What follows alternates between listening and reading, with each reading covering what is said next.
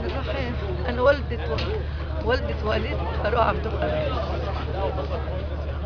مش عارفه حضرتك هو مات ازاي؟ مش خارج من البيت بقاله نص ساعه. خارج من البيت بقاله نص ساعه. راح السوق، اقعد يا ابني. قال لي لا انا رايح السوق عشان سمك الناس. ما حدش يا ابني قال لي انا بس هروح واجي ساعات. اتصلت بيطلع 5 مرات بالتليفون. انا في السوق جوه. صلى العصر وراح جاب تفاحه، كل تفاح كان هو وصاحبه.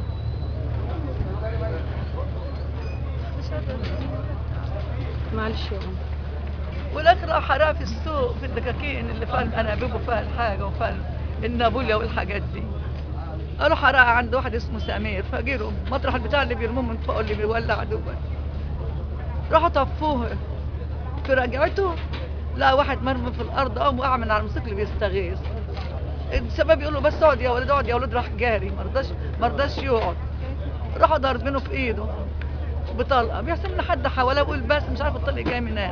راحوا ضاربينه واحده في صدره وواحده في جنبه. والعوض على الله يا بنتي. حضرتك بتتهمي مين؟ الداخليه اتهم مين؟ الداخليه. كله بيقول لك اسمها قناصه في يا بنتي. رايحين واحده ما تشوفش دفنه منين لما رموا علينا البتاع اللي حضرتك جالك الخبر ازاي؟ جالنا الخبر من السوق. جالنا الخبر من السوق زمان. جالنا الخبر من السوق. في ما تحضرش دفنه ابنها ولا اخواتها من الضرب بتاع بتنزل الدموع ده، نزلناها في الارض وضرب النار علينا.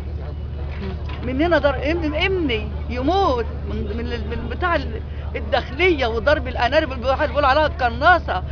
واحنا رايحين الجثث تترمى في الارض. رضا مين؟ رضا مين يا بنتي؟ انا حضرت الحرب 56، لا شفتها من اليهودي ولا شفتها من الانجليزي ولا شفتها من الفرنساوي.